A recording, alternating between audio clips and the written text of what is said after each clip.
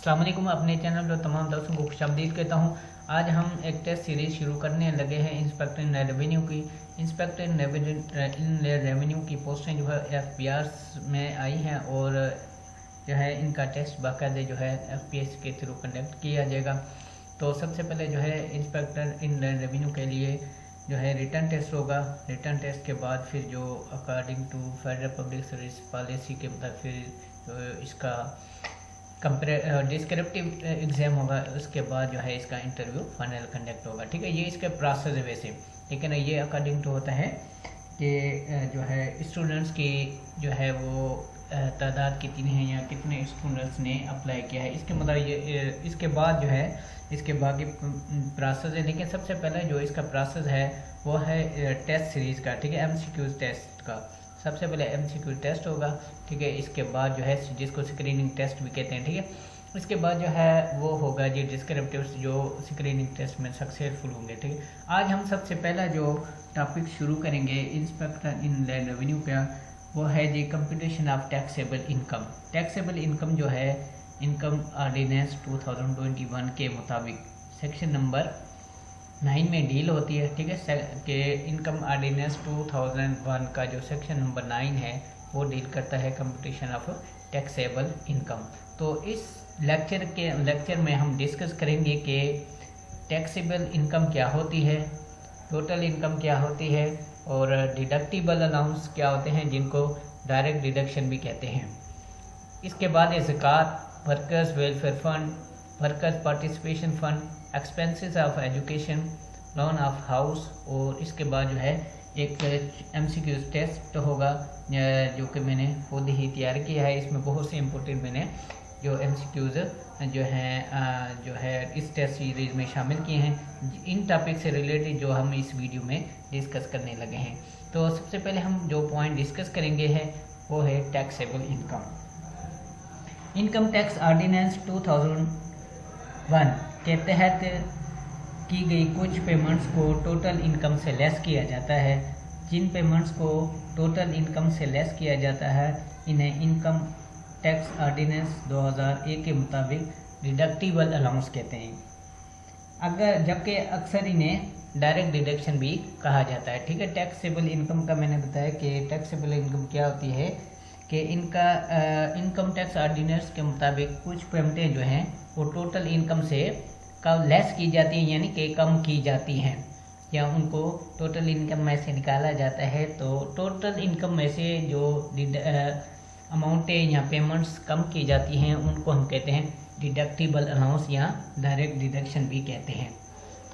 अब total income क्या होती है? ठीक है, टोटल इनकम जैसा कि इसकी डेफिनेशन गिवन है ये ऑप्शन A में। ठीक है, तो person income under all head of income for the year. अगर किसी शख्स की जो है तमाम हेड ऑफ इनकम में से अगर उसकी कोई इनकम बनती है तो उसको हम कहते हैं टोटल इनकम। ठीक है, जैसा कि जानते हैं कि हेड्स ऑफ इनकम जो हैं वो 5 किस्म के होते हैं। हेड्स ऑफ इनकम जो है सबसे पहला जो हेड ऑफ इनकम है वो है income from salary, income from property, income from business, income from other sources और इनकम फ्रॉम कैपिटल गेन्स। ठीक है, ये 5 हेड ऑफ इनकम्स हैं। अगर इन 5 हेड ऑफ इनकम में से अगर किसी शख्स की कोई इनकम आ रही है तो उसको हम क्या कहते हैं? टोटल इनकम कहते हैं, या sum of the income of all head of income is called total income. Number 2 point पे है जी टोटल इनकम जो होती है वो है person's income exempt from tax under any provision of this ordinance. ठीक है, अगर इस ऑर्डिनेंस के तहत अगर किसी शख्स की कोई शख्स की इनकम में से कोई टैक्स जो है कोई इनकम एग्जेम्प्ट है टैक्स से, ठीक है ना, अगर किसी शख्स की इनकम जो है वो टैक्स एग्जेम्प्ट है तो वो भी उसकी क्या कहलाएगी? टोटल इनकम कहलाएगी। तो टोटल इनकम में 2 चीज़ें डिस्कस की जाती हैं। तो टोटल इनकम सबसे पहले ये है कि किसी भी शख्स की इनकम जो होती है टोटल इनकम जिसको कहा जाता है वो ये है कि तमाम हेड्स ऑफ इनकम में से जो भी उसकी इनकम होती है तो उसको हम टोटल इनकम कहते हैं। यहाँ पर्सन की इनकम अगर किसी टैक्स एग्जेम्प्ट है तो उसको भी उसकी टोटल पर्सन की उसको टोटल इनकम कहते हैं उस शख्स की। टोटल इनकम को हम फर्दर जो है ऐसे भी डिफाइन कर सकते हैं। देखें जी, taxable income means total income reduce by. ठीक है, कि टोटल टैक्सेबल इनकम जो है टोटल इनकम को रिड्यूस करने से हासिल होती है। तो टैक्सेबल टोटल इनकम में से कौन कौन सी चीज़ें लेस होनी चाहिए? जो चीज़ें लेस की जाती हैं उनको हम आम लैंग्वेज में कहते हैं डिडक्टिबल अलाउंसेस। ठीक है, कि अगर आपकी इनकम आ रही है donation qualifying for state deduction, तो ये भी जो है टोटल इनकम में से लेस किया जाएगा। इसके बाद है जी नंबर 2 पॉइंट, जिसको हम नंबर 1 पॉइंट डिडक्टिबल अलाउंस में आते हैं जी ज़कात।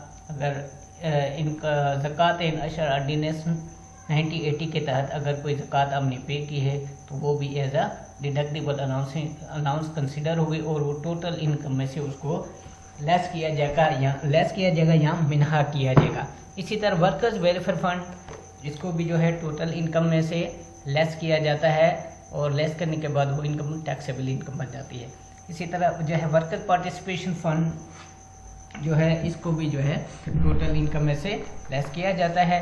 इन सब की जो है मैंने डेफिनेशंस लिखी हुई है। ठीक है, वर्कर वेलफेयर फंड क्या होता क्या है? ठीक है, वर्कर्स वेलफेयर फंड ये होता है कि अगर कोई एम्प्लॉय है, ठीक है ना, एम्प्लॉय अगर वो किसी एम्प्लॉयर का जो है एम्प्लॉयर के तहत काम कर रहा है तो अपने वर्कर्स को सपोर्ट करने के लिए तो एम्प्लॉयर क्या करता है, कोई फंड कायम करता है। ठीक है, जिसको हम कहते हैं वर्कर वेलफेयर फंड। तो जो एम्प्लॉयर होता है जो अपने वर्कर्स की वेलफेयर के लिए वर्कर वेलफेयर फंड कायम करता है, वो क्या करता है कि उसमें ज़्यादा कंट्रीब्यूशन उसकी होती है। ठीक है, मतलब एम्प्लॉय की इसमें कोई कंट्रीब्यूशन नहीं होती। तो चूँकि एम्प्लॉयर जो है तो इसमें कंट्रीब्यूशन कर रहा होता है इस फंड में, तो इस फंड की डिडक्टिबल अलाउंस ये एम्प्लॉयर के लिए होगा, बल्कि एम्प्लॉयर के लिए होगा, एम्प्लॉय के लिए नहीं होगा। दूसरे अल्फाज में हम यूँ कह सकते हैं कि इंडिविजुअल्स को जो है वर्कर वेलफेयर फंड में अगर कोई कंट्रीब्यूशन होती है तो वो एज अ डिडक्टिबल अलाउंस उसके लिए कंसिडर नहीं की जाए, बल्कि वो एम्प्लॉयर जो है उसकी कंट्रीब्यूशन को जो है एज अ डिडक्टिबल अलाउंस लिया जाएगा। ठीक है, इसी तरह वर्कर पार्टिसिपेशन फंड है, ये भी एम्प्लॉयर को ज़्यादातर जाता है। ठीक है, इसमें एम्प्लॉय का कोई रोल नहीं होता, क्योंकि ये जो फंड्स होते हैं ये कंपनीज या जो है जो क्या है ऑर्गेनाइजेशन जो हैं वो अपने वर्कर्स की वेलफेयर के लिए इस तरह के फंड कायम करती हैं।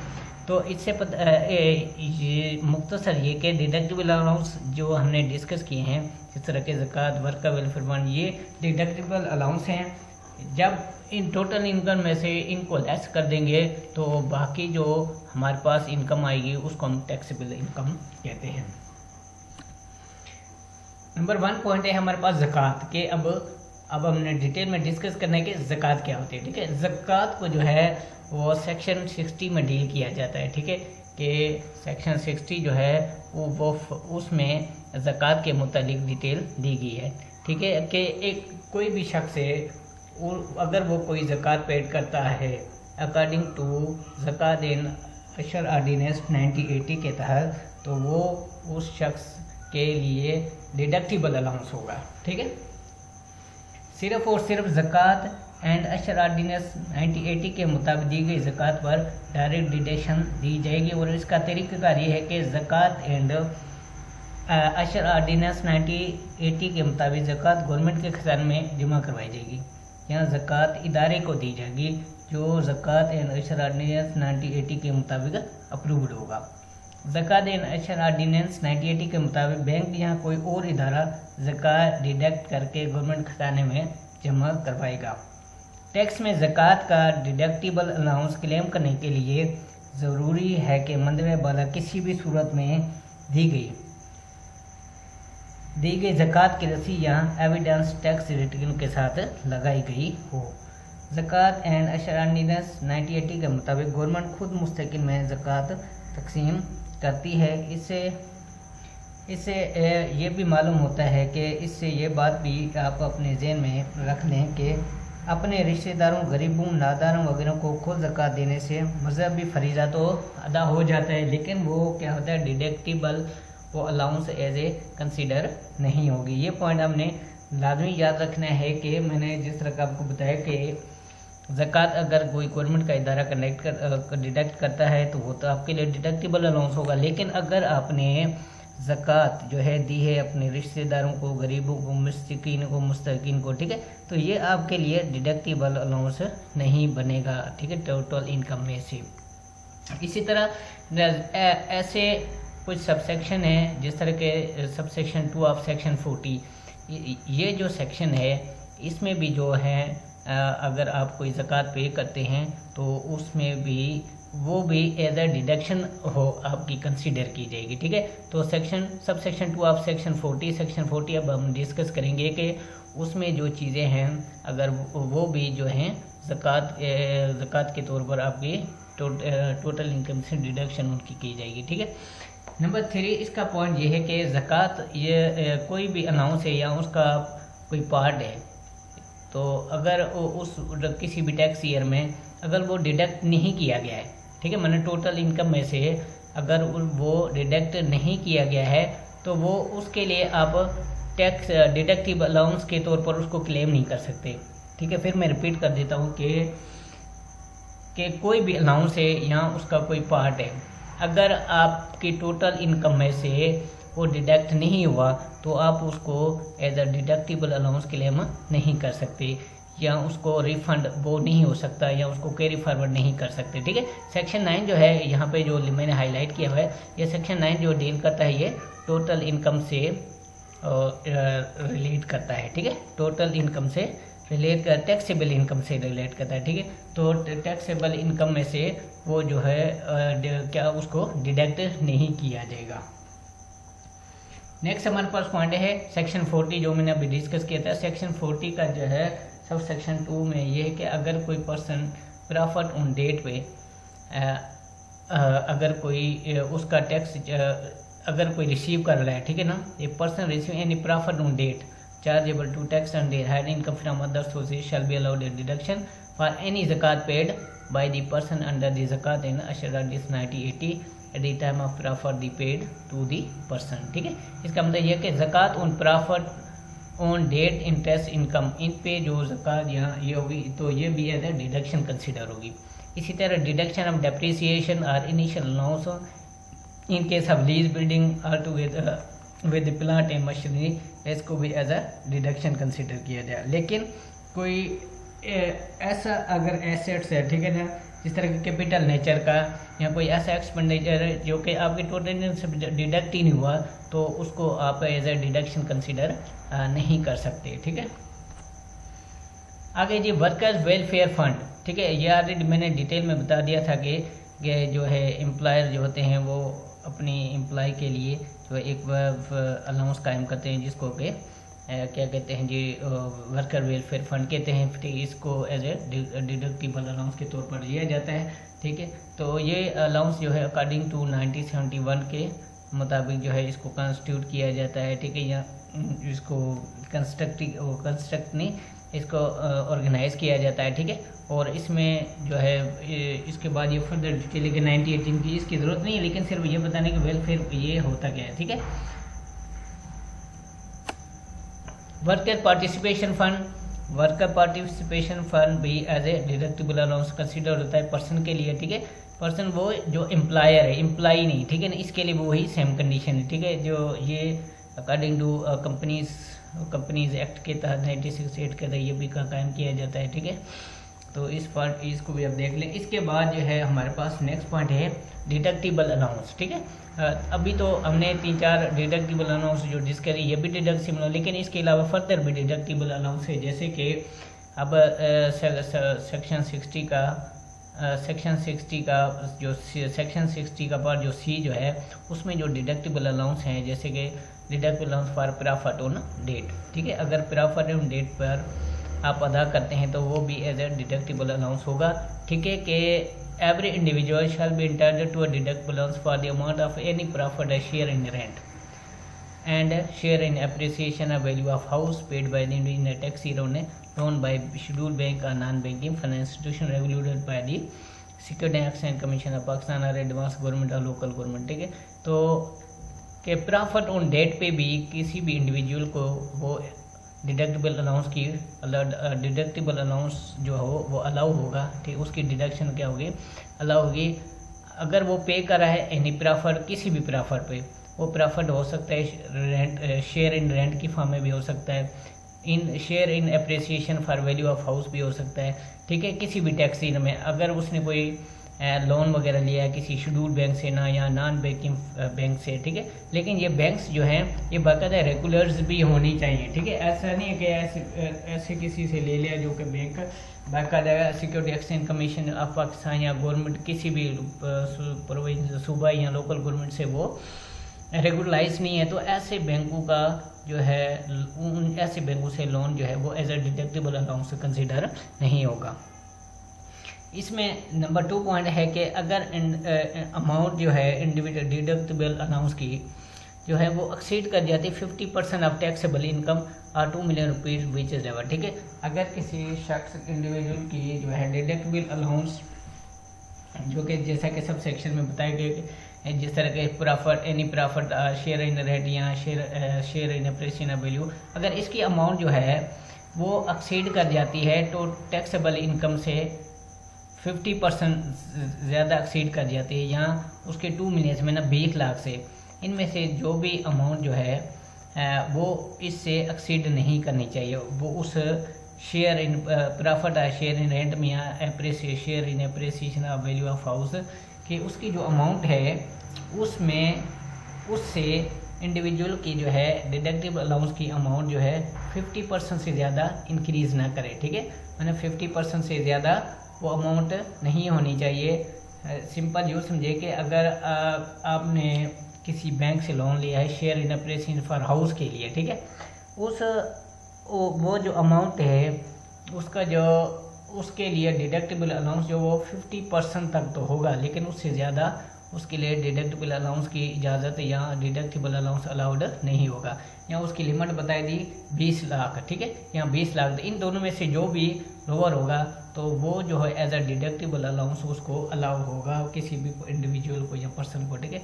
इसी तरह अगर इस अलाउंस का कोई पार्ट या अलाउंस जो है इस सेक्शन के तहत डिडक्ट किया गया है, ठीक है, तो इसको कैरिड आउट नहीं किया जाएगा। नेक्स्ट है डिडक्टेबल अलाउंस फॉर एजुकेशन। इसी तरह कुछ जो है इंस्टीट्यूशन जो है वो भी एजुकेशन पे फैसिलिटीज़ प्रोवाइड करते हैं, तो उनको भी एज अ डिडक्टेबल अलाउंस के तौर पर लिया जाता है, ठीक है। ये सेक्शन 60D डील करता है डिडक्टेबल अलाउंस फॉर एजुकेशन के लिए। अगर कोई इंडिविजुअल है, ठीक है, तो उसको भी एजुकेशन के एक्सपेंसेस में जो है वो भी डिडक्टेबल अलाउंस अलाउड होगा, ठीक है। In respect of tuition fee paid bye in A tax provide the tax income is less than 1.5 million rupees, ठीक है। अगर उस शख्स की टैक्सेबल इनकम जो है वो 15 लाख से कम हो जाती है, ठीक है। इसी तरह इसकी दूसरी कंडीशन ये है कि दूसरे इसकी कंडीशन है कि डिडक्टेबल अलाउंस उसी सूरत में होगा कि वो भी जो है उसकी जो ये हम जो इसकी परसेंटेज गिवन है इससे इंक्रीज नहीं होना चाहिए, ठीक है। जिस तरह के 5% of the total tuition fee paid by the individual effort to sufficient in the year, ठीक है, कि डिडक्टेबल अलाउंस की अमाउंट जो है वो 5% से जो अमाउंट पे हो चुकी है उससे ज़्यादा उसको नहीं मिल सकती, ठीक है। 25% of person taxable income for the year, 25% of taxable income के मुताबिक उसको मिलेगी, ठीक है। या कि उसके हर बच्चे के मुताबिक 60,000 से ज़्यादा जो है उसकी इनकम नहीं होनी चाहिए या उससे लेस नहीं होनी चाहिए, ठीक है। कि एक बच्चा है उसके 60,000 उसकी जो ट्यूशन फी है या वो जो पे कर रहा है वो अमाउंट हर बच्चे के लिहाज से, अगर 2 बच्चे तो जिस तरह के 60,000 साढ़े 1 लाख 20,000 हो जाएगा, ठीक है। तो ये 1,20,000 2 बच्चों के लिहाज से उसका as a deductible amount consider की जाएगी। इसी तरह इस अलाउंस का कोई पार्ट जो डिडक्ट किया गया है इसको भी आगे कैरी फॉरवर्ड नहीं किया जाएगा। इसी तरह अगर ये अलाउंस जो है पेरेंट्स की फॉर्म में ये टैक्स लायबिलिटी की सूरत में उनको वापस भी दिया जा सकता है इस एक्ट के तहत। नेक्स्ट हमारे पास है जी donation under class 61 of the part 1 of the second schedule, ठीक है। अगर आपने डोनेशन की है, ठीक है। तो डोनेशन भी जो है ये एज अ डिडक्टिबल अलाउंस होता है, ये दिया जाता है जी। Actual donation or 30% of total income which is lower, ठीक है। एक्चुअल डोनेशन जो आपने दिए वो भी आपको आपका जो है as a deductible allowance consider होगा। यहाँ 30% of total income, total income का अगर 30% है तो उसको एज अ डोनेशन कंसीडर किया जाएगा और वो एज अ डिडक्टिबल अलाउंस आपके पे से आपको अलाउड होगा, ठीक है। तो इसमें list of approved institution under 61 class second schedule में ये तमाम इंस्टीट्यूशन डिस्कस किए गए हैं, ठीक है, डिस्क्राइब किए गए कि अगर इन इंस्टीट्यूशंस को आप डोनेशन करते हैं तो वो उनकी जो भी अमाउंट आपने डोनेट की है उनको, तो वो एज अ डिडक्टिबल अलाउंस होगी उस इंडिविजुअल या पर्सन के लिए, ठीक है।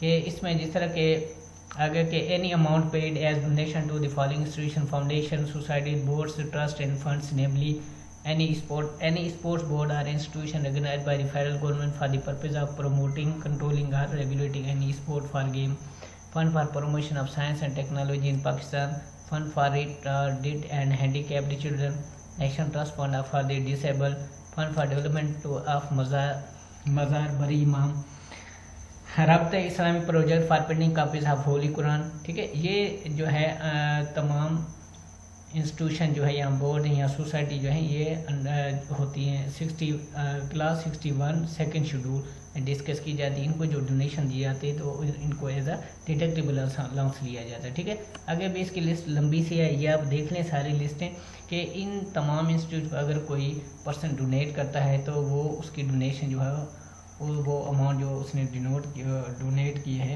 वो एज अ डिडक्टिबल अलाउंस उसके लिए होगी, ठीक है। इसी तरह देखें जी, जिस तरह के Fatima foundation Karachi, Al-Shifa trust, society for the promotion engineering science and technology in Pakistan, citizen police licence committee, central reporting cells in governor house Karachi, ICIC foundation, national mineral foundation, endowment fund for the institution of Aga Khan development network, ठीक है। इसी तरह जी Shaheed Zulfikar Ali Bhutto memorial award society, Iqbal memorial funds, cancer research foundation of Pakistan Lahore, Shaukat Khanum memorial trust Lahore, Christian memorial hospital Sialkot, national museum, Mumtaz Bakhtawar memorial trust Lahore, Kashmir fund for rehabilitation of Kashmir refugees and freedom fighters, other comparison Mujahid fund. ये तमाम funds जो हैं अगर इनमें donation होती है तो वो एज ए डिडक्टिबल अलाउंस होगी उस पर्सन के लिए, ठीक है। इसी तरह एनी रिलीफ और welfare fund establish by the federal government, Mohatta palace gallery trust and Bagh Quaid-e Azam project Karachi, any amount of donate for Tameer Karachi fund, bank of commerce and credit international, foundation for advance of science and technology, ठीक है। इनमें तमाम जो donation होगी वो तो as a deductible amount आपके यहाँ तो वो एक्चुअल वो ही डोनेट की अमाउंट होगी, यहाँ 30% टोटल इनकम जो वो एज ए डिडक्टिबल अमाउंट उस पर्सन के लिए इंडिविजुअल के कंसिडर की जाएगी, ठीक है। Any amount donated to federal board of revenue foundation, ये सारा कुछ, ठीक है। तो सिंपल हम वर्ड्स में ये तमाम जो हमने डिटेल में डिस्कस किया था, अगर इसकी हम समरी बनाएं तो कंप्यूटेशन ऑफ टैक्सेबल इनकम को हम ऐसे डिस्क्राइब कर सकते हैं कि total income less deductible allowance, ठीक है। कि टोटल इनकम में से अगर हम डिडक्टिबल अलाउंस को माइनस कर दें या मिनहा कर दें या लेस कर दें तो बाकी जो इनकम बनती है उसको हम कहते हैं टैक्सेबल इनकम कहते हैं, ठीक है। अब डिडक्टिबल अलाउंसेस कौन से हो सकते हैं, जैसे कि हमने डिटेल में डिस्कस किया, zakat paid under zakat and ordinance 1980, donation under class 61 of the second schedule, amount of donation or 30% total which is lower, ठीक है। इससे the profit paid on loan for housing, amount of profit 50% total income or 2 million which is lower, ठीक है।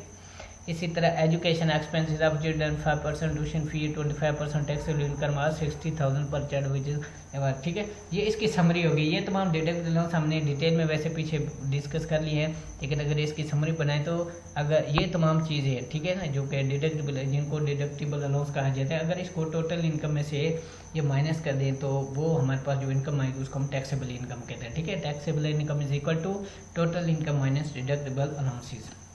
अब हमारा जो है test series MCQ test series शुरू हो रही है, तो इसमें सबसे पहला क्वेश्चन है हमारे पास कि टोटल इनकम, ठीक है, subtraction deductible allowance is term under the ordinance as, ठीक है। कि टोटल इनकम में से अगर हम डिडक्टिबल अलाउंस को माइनस कर दें तो बाकी जो अमाउंट होती है उसको हम क्या नाम देते हैं, ठीक है। ऑप्शन ए हमारे पास total income, B separate income, C net income, D final income, और इसमें से इसका राइट आंसर बनता है हमारे पास ए, ऑप्शन ए। ठीक है, तो ये मैंने यहाँ पे टोटल इनकम लिख दिया, यहाँ पे टोटल इनकम नहीं आनी चाहिए बल्कि ये टैक्सेबल इनकम आएगी। ठीक है, ये इसकी करेक्शन करने के यहाँ पे टोटल इनकम नहीं आएगी बल्कि यहाँ पे हमारे पास आएगा taxable income. Taxable income shall be income under the heads of income. ठीक है, टैक्सेबल इनकम है, इनकम जो है वो हेड्स ऑफ इनकम में से क्या होती है जी? ऑप्शन ए हमारे पास salary, property, business, capital gain, C other sources, all of above. ठीक है, तो इसका राइट आंसर हमारे पास बनता है डी, कि इन तमाम हेड्स की जो इनकम्स होती है अगर उनको हम सम करें तो उसमें से जो अमाउंट हमें हासिल होती है उसको हम टोटल इनकम कहते हैं। ठीक है, तो टैक्सेबल इनकम भी इन्हीं हेड में से चार्ज होती है। ठीक है ना, को कैलकुलेट की जाती है या कंप्यूट की जाती है।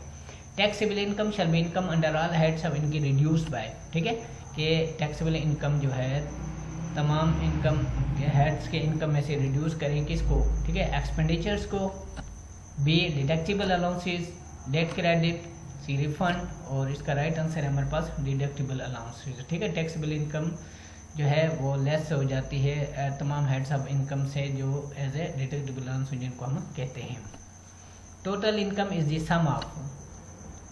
ठीक है, ऑप्शन ए है Pakistan income and foreign income, Pakistan income है एग्जैम्प्ट इनकम, सी हमारे पास taxable income and exempt income, और Pakistan income and taxable income. ठीक है, तो इसमें से हमारे पास राइट आंसर बनता है इसका सी, taxable income and exempt income, इसको हम कहते हैं टोटल इनकम।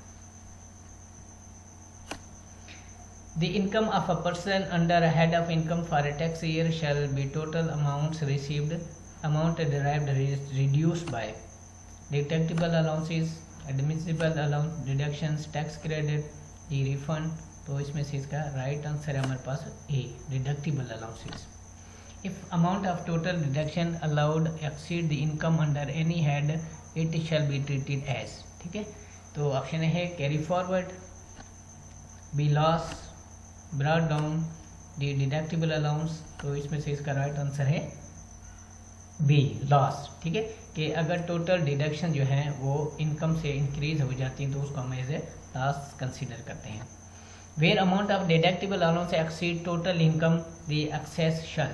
ठीक है, जहाँ पे डिडक्टिबल अलाउंस एक्सीड कर जाते हैं टोटल इनकम से तो फिर इस सूरत में हम क्या कंसीडर करते हैं कि not be carried forward, B forward to the next year, C be forward to immediate following 6 tax years, none of above. तो इसका राइट आंसर है A, not be forward, carried forward. ठीक है, कि अगर डिडक्टिबल अलाउंस टोटल इनकम किए हो जाते हैं तो इस सूरत में उनको कैरीड फॉरवर्ड नहीं किया जाता। Subtracted from total income in the computation of taxable income. तो टोटल इनकम में से जो है वो सब्ट्रैक्ट हम चीज़ें करते हैं किस सेक्शन के तहत? ठीक है, deduction under section 15A, deduction under section 21, allowances under section 60, 60A, 64A and 64B। Option D हमारे पास नन ऑफ अबव। तो इसमें से राइट आंसर है हमारे पास सी, क्या ऐसे अलाउंसेज जिनको सेक्शन 60, 60A, 64 और 64B में डिस्कस हमने किया है उसको सब्ट्रैक्ट किया जाता है टोटल इनकम में से टैक्सेबल इनकम को कंप्यूट करने के लिए। Taxable income is also known as. ठीक है, ऑप्शन है हमारे पास एफटीआर का मतलब है final tax regime income, normal income, C final income, D separate block income. तो इसमें से इसका राइट आंसर है हमारे पास बी, कि टैक्सेबल इनकम को नॉर्मल इनकम भी कहते हैं। नेक्स्ट क्वेश्चन है कि which of the following is true for taxable income. इन ऑप्शन में से टैक्सेबल इनकम के लिए ऑप्शन कौन सा सूटेबल है? डिडक्टिबल अलाउंस में not be taxable income to 0, deducted allowances में not be reduce taxable income below to 0, deductible allowances are not considered in the computation taxable income. ये है ऑल ऑफ अबव। तो इसमें से इसका राइट आंसर है हमारे पास बी, कि डिडक्टेबल अलाउंस जो है वो 0 से नीचे नहीं होनी चाहिए। ठीक है, मैंने इतने रिड्यूस ना हो जाए कि वो 0 से भी नीचे हो जाए। ठीक है, ये जो है ट्रू नहीं है फॉर टैक्सेबल इनकम के लिए। Who is entitled to deductible allowance against contribution to workers participation fund, ठीक है। वर्कर पार्टिसिपेशन फंड की सूरत में डिडक्टिबल अलाउंस के लिए कौन हेल होगा, ठीक है। ये हम ऑलरेडी डिस्कस कर चुके हैं, डिटेल में मैंने बताया था एम्प्लॉयर और एम्प्लॉय का कंसेप्ट, फिर उसमें मैंने बताया था किसको, ठीक है। ऑप्शन है हमारे पास company, B individual, C AOP, D all of above. तो इसका राइट आंसर है हमारे पास ए कि कंपनी, ठीक है, या एम्प्लॉयर जिसको कहते हैं उसको डिडक्ट अलाउंस अलाउड होता है अगर वो किसी फंड में कंट्रीब्यूशन करती है तो। Which is not allowed as deductible allowance in case of individual, ठीक है। इंडिविजुअल की सूरत में अगर इंडिविजुअल कोई किसी फंड में कंट्रीब्यूट करता है तो उसको एज ए डिडक्टिबल अलाउंस की फैसिलिटी नहीं होगी, ठीक है। ऑप्शन ए हमारे पास zakat paid under zakat ordinary 1980, donation made under the clause 61 of the part 1 of the second schedule, C contribution to workers welfare fund, allowances for education expenditure, ठीक है। तो इसमें से इसका राइट आंसर हमारे पास सी कि contribution to worker welfare fund, ठीक है। वर्कर्स वेलफेयर फंड की कंट्रीब्यूशन की फॉर्म में जो है वो किसी पर्सन के लिए, इंडिविजुअल के लिए as a deductible allowance consider नहीं होता या उसको अलाउ नहीं होता। Which one of the following is treated as deductible allowance, donation to allied hospital Faisalabad, B donation to Lahore board of education, C donation to Pakistan hockey federation, D donation of to government high school Chiniot, ठीक है। तो इसमें से right answer है हमारे पास C donation to Pakistan hockey federation, ठीक है। हमने इसमें सबसे पहला अब यही टॉपिक्स पढ़ा था कि जो अप्रूव्ड इंस्टीट्यूशन है या ऑर्गेनाइजेशन या सोसाइटीज़ है या फेडरेशन है तो उनको अगर आप डोनेट करते हैं तो वो as a deductible allowance consider होती है या अलाउ होती है।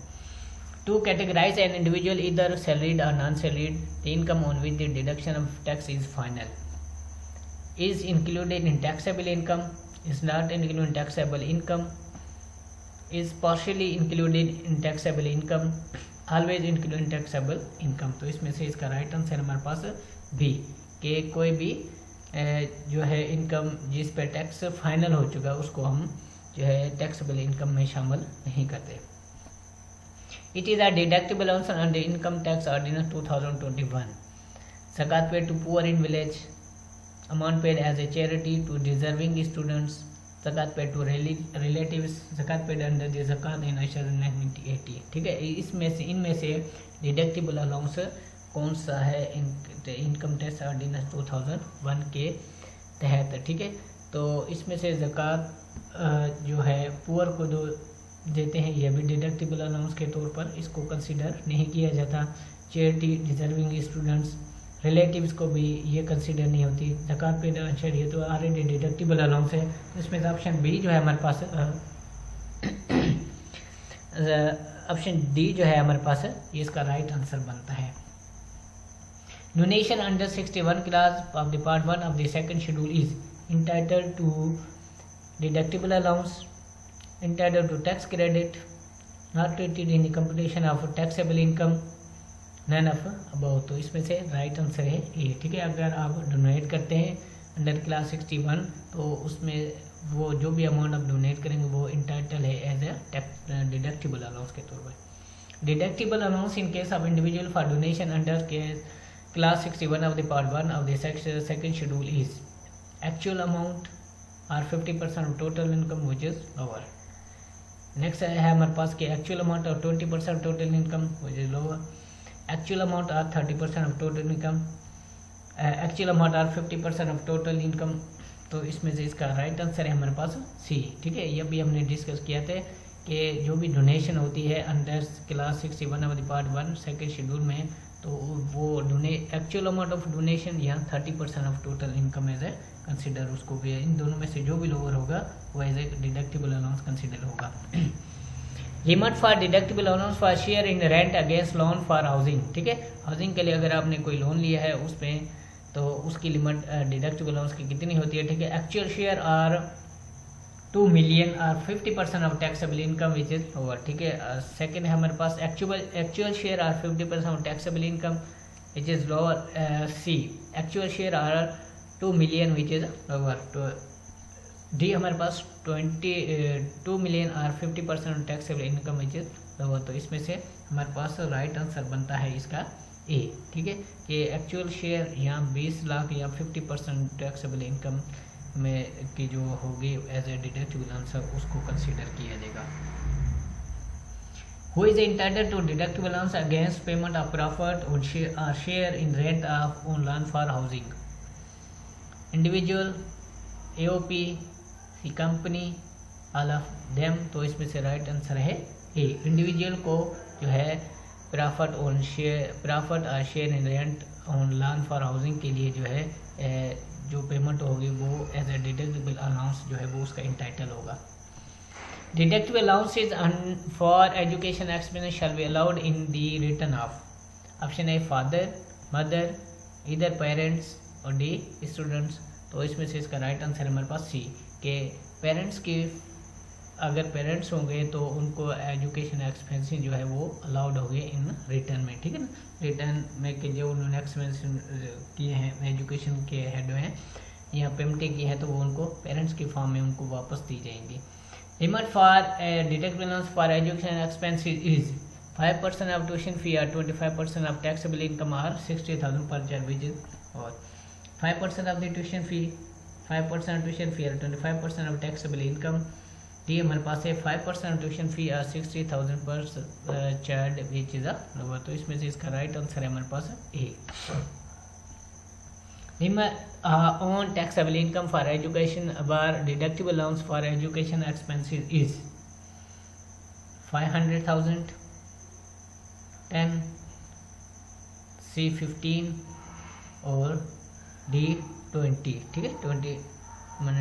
20 लाख या 2 मिलियन, ठीक है। तो इसमें से इसका राइट आंसर हमारे पास सी 15 lakh 1.5 million. Thanks for watching. For any query you can comments, ठीक है। For further video please visit my channel Academia Learning Facebook page Academia Learning Online Learning। तो उम्मीद है कि ये वीडियो आपको पसंद आएगी। अगर कोई भी आपको क्वेश्चन है या इसके बारे में कोई कन्फ्यूजन तो आप मुझे कमेंट्स कर सकते हैं और फर्दर टेस्ट प्रिपरेशन के लिए आप मेरे इस चैनल को भी विजिट कर सकते हैं। Thanks for watching. अल्लाह हाफिज़।